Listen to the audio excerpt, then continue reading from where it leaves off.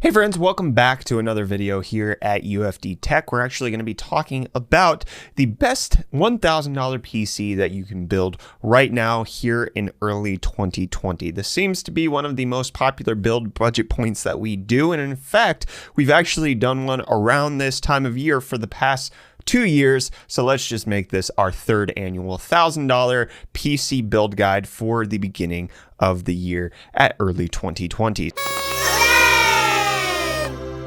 New year, new you, my friends. It's the beginning of January in 2020. You want to make sure that 2020 doesn't go the same way that 2019 does, which is where today's sponsor comes into play. Skillshare is an online learning community where you can make sure that you're your best self possible. They have thousands of different courses and dozens of different topics to make sure that you are growing yourself in the way that you need to, whether it's learning a new skill, just being a lifelong learner, or you want to check something out, dibble and dabble in that. Well, you can do that on Skillshare with a variety of classes. And in case you set some new resolutions for yourself this year, you can check out this course, Real Productivity, How to Build Habits That Last, because I find that myself is the biggest hindrance to me actually getting better. So if I can figure out how to hack my brain to be better at building habits, then I'm going to have the best life that I possibly can. And you can do that with Skillshare. So check them out at the link in the video description. If you click our link, you get 2 months free learning, my friends, 2 months free. And if you want to stay learning throughout the rest of the year, it's super affordable, coming in under $10 a month for an annual subscription, which is nothing when you're talking about making yourself better. So go ahead and check out Skillshare at the link in the video description. Big thanks to them for sponsoring today's video. So let's go ahead and move on into the actual build video. One, this is not going to include shipping or tax, so you'll have to work that out yourself. I tried to make sure that most of these items, where possible, were with free Prime shipping, so that's going to be dependent on you. And then obviously tax with Amazon purchase items is going to be based on your location. It's taxed here in Florida, but not necessarily in your part of the globe. Also, this does not include operating system, but in case you want Windows 10, it's available on Microsoft's website for free. All you have to deal with is this little activate Windows in the bottom right hand corner, but you have a fully functional operating system, or you can switch to Linux, whichever way you want to do it. But let's go ahead and look at the build that I have composed here for us. A lot of it is the same, but I've come up with a couple of options that we can actually work on. So you see that for the most part, the Ryzen 5 3600 CPU is the base of this. 6 cores,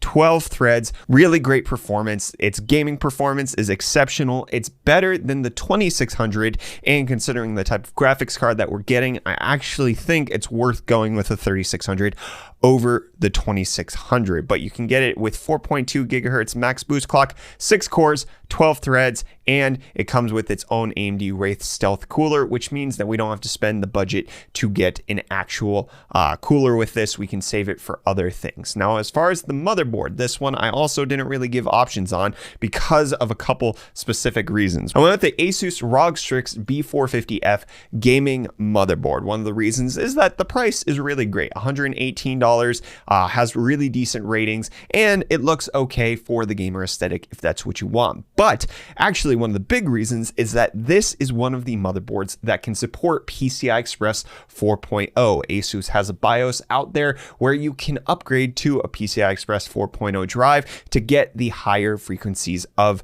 those SSDs. So if you want 5 gigabytes per second transfer speed, this is the motherboard to go with, as well as a few other Asus and other manufacturer motherboards support it on B450. It's cheaper than getting X570 for the Ryzen 5 3600, and you still get the extra support of PCI Express 4.0. Now, RAM is actually where I give us a few more options. We have 4 options. The lower price ones of the Alloy and the V color are so that we can fit a 5700 XT into this budget. The higher end ones of the Corsair Vengeance and Vengeance RGB Pro are so that we can have higher frequency rated kits. So the Alloy looks okay. It has RGB, as you see here. The reviews from what I'm gathering is just that it's an okay kit. It's 16 gigabytes, 3200 megahertz, cast latency of 16. It's okay. There's like nothing necessarily wrong with it. And the price on the red one is only $73 for 16 gigabytes. V-Color also has the same exact type of kit, 3200 megahertz, 16 gigs CL16, going for $74, but it just has a slightly different aesthetic. So you can choose between the two. They're both linked in the video description. And as we get into the build today, I just want to let you know that every single item is going to be an affiliate link in the video description. We make a kickback for everything you purchase when clicking on the Amazon link. So you're helping us out if you purchase anything that we recommend in this video today, but we're not sponsored by any of the companies that are going to be featured in today's build guide. But in case you want to get the higher performance RAM, which unlocks better performance out of your Ryzen processor, there are a couple kits of DDR4 3600 megahertz, which is one of the higher megahertz that can be featured on Ryzen 3000. You have this 16 gig of very plain Vengeance LPX for $88, and then this Corsair Vengeance RGB Pro for $99.99. They both have the same frequency and cast latency, so it's really up to you which one you're going to want to go with. But spending that extra $15 on RAM means that we're getting a tighter price point as far as hitting $1,000 and including a better graphics card. Now let's go ahead and talk about storage, because I did also include two different types of storage. I think at this point, with how pricing is on NVMe storage, there is really no reason not to get it. Getting a 1 terabyte SSD is very close in price to getting a 1 terabyte M.2 drive, and we have a couple of options. The first is this 1 terabyte Rocket NVMe, which has support for up to 3 gigabytes per second read and write. It's going for $128.99 right now, plus a $5 coupon, which means that at the end of the day, you're paying $122.54 on that, which is right around the price that I quoted this out. The reason you would want to get this over the other one, which is the Sabrent Rocket Q, is that this is a QLC drive. It's actually a little bit slower, coming in, I believe, at 2.2 gigabytes per second, and that QLC means that its bit depth isn't quite as good, so certain tests, this one is definitely going to be worse for. So spending the extra $20 to pick up this TLC NVMe drive could work out for you. But again, spending just a few extra dollars to get the NVMe drive makes a whole lot of sense to me. And I'm more willing to put money into the NVMe drive and lose out on getting a 5700 XT versus getting a 5700, just because my overall system performance is going to be better than with a SATA SSD. It increases the speed quite a bit. And then as far as what we're going to be putting this in, the NZXT H510 is really just in the best price point for a mid-tower case. $70 for this black and white edition with the tempered glass side panel. You're having a hard time beating this at the price point. There's things like the P400A from Fantex, as well as a few other things like the Meshify C from Fractal Design that are out there, but at the same time, they're not in the same price point. $70, you're saving a few dollars, but at the same time, this is a timeless case, H510. Whether or not you like it is up to you, but you can't beat the value there. Then power supply. It's really hard to beat the Corsair RM650X or potentially a 750X if you can find it on sale for $110. It's fully modular, 80 plus gold, so that you can have all of the clean cables that you want, and then it's not gonna overrun your power bill because it's not as efficient. So the RM650X is gonna power either one of the graphics cards that we choose here, which is either the RX 5700 from XFX, which is the DD Ultra.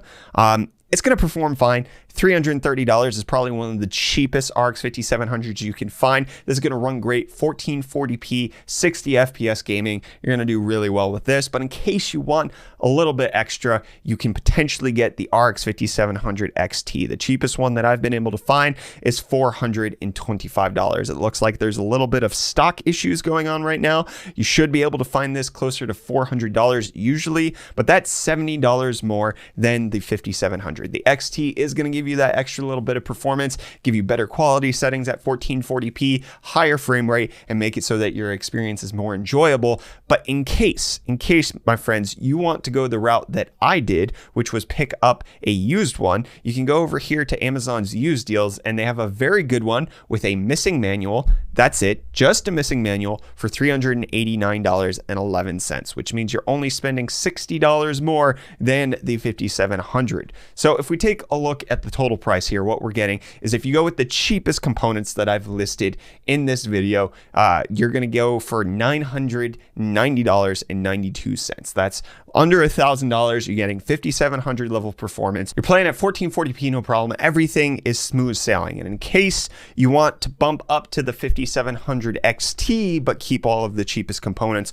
we're looking at $1,050 with the used 5700 XT. If you want the brand new one, you're looking at $1,085, which is a bit over the $1,000 budget, but it's only 10% more. You're not necessarily getting 10% better performance. Going with the used one means you're paying 5% more, and you're definitely getting more than 5% better performance. So I would highly recommend you consider getting a used graphics card from Amazon. Typically, these things are okay. They haven't been out long enough that they've been really abused. Mining cards really isn't a thing. Amazon seems to really take care of their used cards. So I would personally recommend that. But whether or not you're comfortable with it is up to you. But if you want to spend less than $1,000, you're likely going to have to go with an RX 5700. And again, the Ryzen 5 3600 at under $200 is a really unbeatable value. The only value that I could see that might be worth it is the new Ryzen 5 1600 AF box, which is the performance roughly of a Ryzen 5 2600, but for only $85. So if you save $100 on the processor, you're going to get slightly less performance out of it. CPU, you're missing all of the IPC improvements of the Zen 2 architecture,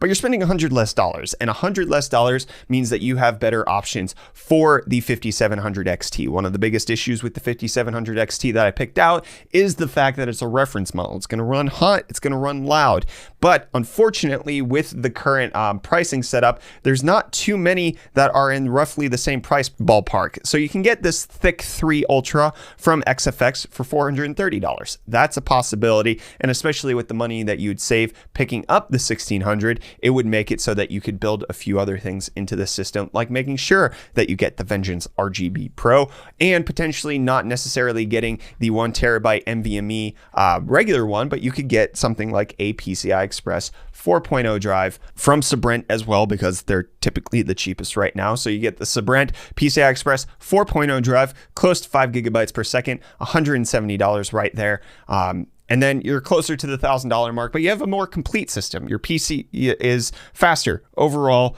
with the higher end GPU, the higher end SSD, but a slightly lower end CPU.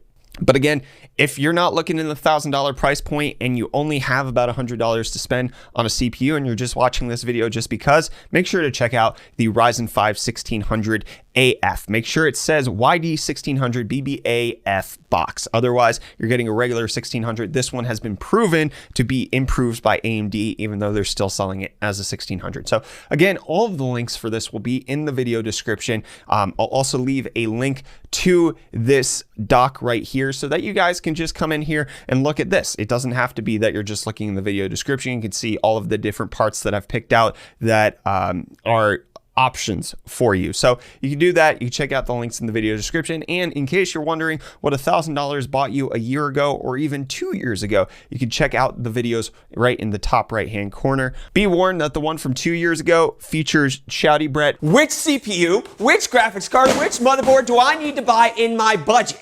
We've come a long way as a YouTube channel. I think I've come a long way as a content creator and presenter in videos.